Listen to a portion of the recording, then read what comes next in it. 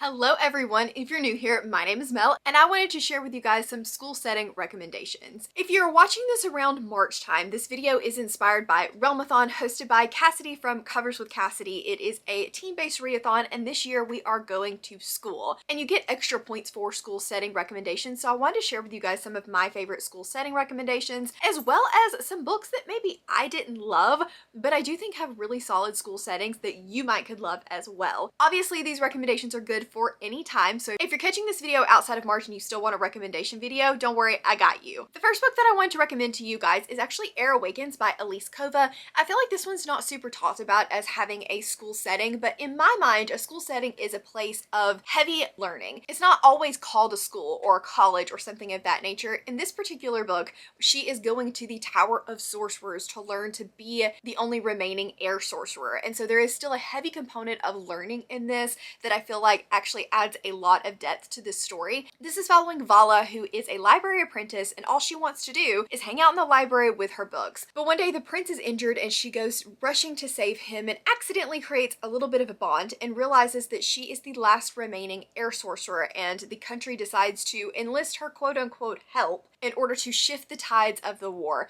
This is a young adult fantasy romance series that is completely finished. It's a ton of fun and I love just flying through these. Then another one that I feel like is not a true school, but I would consider this a school setting, is The Emperor's Blades by Brian Stavley. This one has two components in it that I would consider learning based or school. We have Caden, who is the heir to the Unhewn Throne, and he was sent to a monastery to learn how to center himself and how to be the best in light of their gods as he could be.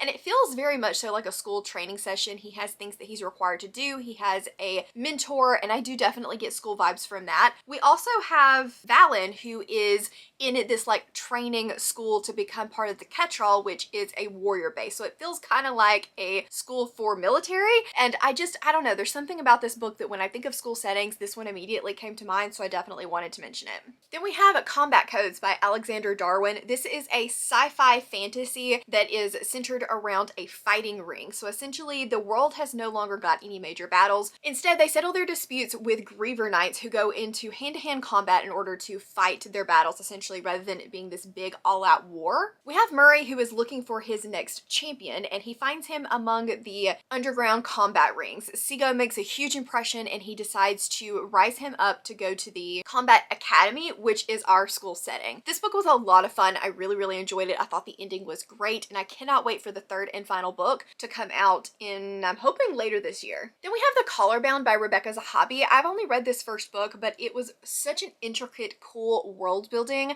that I absolutely have to recommend it. In this one, we have a Nest, which is basically a school for mages. And this is following two characters, Isha, who is going to this school and just trying to fit in, and Tatters, who has been branded a slave, but has a few tricks of his own up his sleeve. The magic system in this, I think, is so cool. The world building, I think, is super cool. There's not a ton of plot in this first one, but that's okay because the world itself just really drew me in, and I absolutely need to move on to the Hawkling sooner rather than later. Then we have Fireborn by Rosie Aramunda. This is one of my favorite school setting books. It's a young adult fantasy series that blew me away in how intricate and well developed the politics were, because normally I'm a politics person, but they have to be very good at very specific types of politics, and I think that this book does it so well. We are following Annie and Lee, who are on opposite sides of the rebellion, but they just don't necessarily realize it, and they are training to become dragon riders. So we have a school that they go to in order to hone their skills and become elite warriors. I think that, like I said, the politics, the rebellion aspect of this is so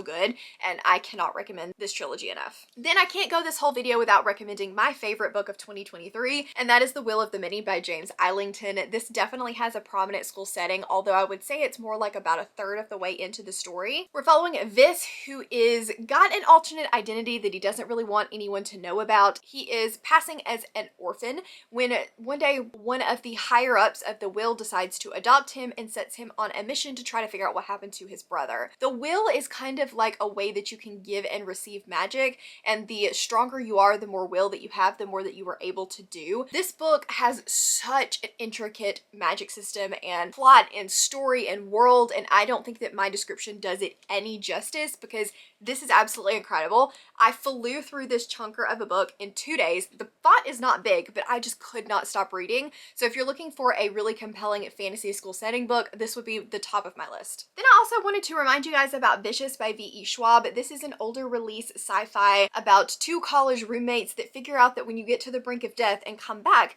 you can get superpowers. And they essentially become supervillains and have a feud against one another. I really enjoyed this when I read it. It's been quite some time since I picked it up, and I definitely need to get to the sequel, Vengeful. But this first book is partially set in a college, so I think it would absolutely fit for the school setting recommendation. Then I have a middle grade fantasy for you guys, and that is Amari and the Night Brothers by B.B. Alston. This is one of my favorite middle grades. I really don't lean toward middle grade much anymore, but this book is just so incredible that I could not go without recommending it. This is a school for magical children, and they are essentially training to become part of the supernatural FBI, and it is so much fun. It has a really cool plot, the writing is incredible, the characters are well developed, and even as an adult I found this to be something that I would highly recommend. We have obviously Amari, who is looking for her brother Quentin Peters after he goes missing and realizes that she has magic that she really shouldn't have, and she's got to learn how to use it in order to save her brother. Then we have the Queen of Blood by Sarah Beth Durst. This one I had a lot of fun with. It's kind of like a popcorn read fantasy in my opinion that is super quick and easy to get through. This is a world where the queen is able to help control the spirits, and spirits are basically like elemental monsters that have a bloodthirsty tendency unless she keeps them under control. The queen is basically decided by a battle against these spirits, and they have a bunch of women that have a affinity toward magic to go to this school to learn how to train their magic, train their abilities in order to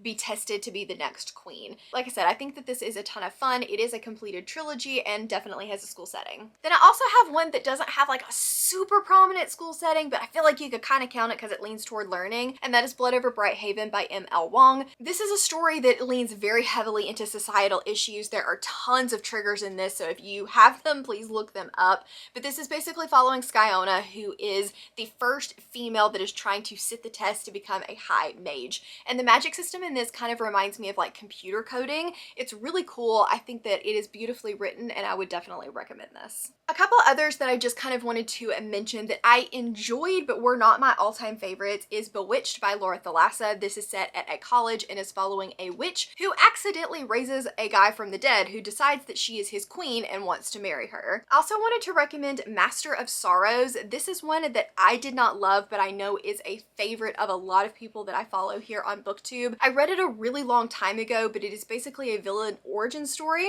and I remember it having a very prominent school setting, and that was definitely my favorite part about the story. I also have The Ravens, which is a urban fantasy witch story that is set in a college and a sorority. It's kind of dark, kind of has serial killer vibes. I think it's a great October book, and I would definitely recommend it. And then we also have A Deadly Education by Naomi Novik. This is a completed trilogy about our main character who has dark magic, and everyone is sent to this school to basically figure out how to survive and how to use their mana, and graduation is when you have to kill the big bad monster in order to get out and pray that you don't die.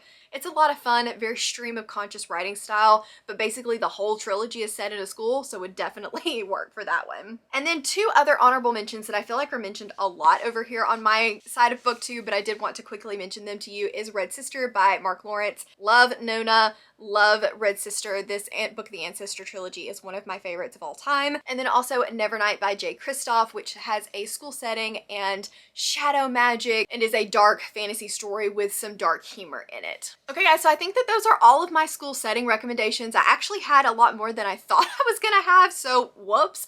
But hopefully you have a lot to choose from. Hopefully you found something that you could either read for Realmathon or any of your other school setting desires. If you've read any of these, or if you have any school setting recommendations for me, I'm always looking for more. Please comment those down below because I'm looking for them. If people clicked on this video, they're looking for them, and I would love to build up my recommendation list. If you don't have any recommendations, you've never read one of these, and you just want to let me know that you were hanging out, leave me a pencil emoji because obviously we're at school. If you're looking for more recommendation videos, here is the playlist for all of those. As always, links to my Instagram, Patreon, Twitter, and Goodreads are all in the description down below. If you guys enjoyed this video, please give it a big thumbs up, subscribe if you want to, and I will see you guys next time. Bye!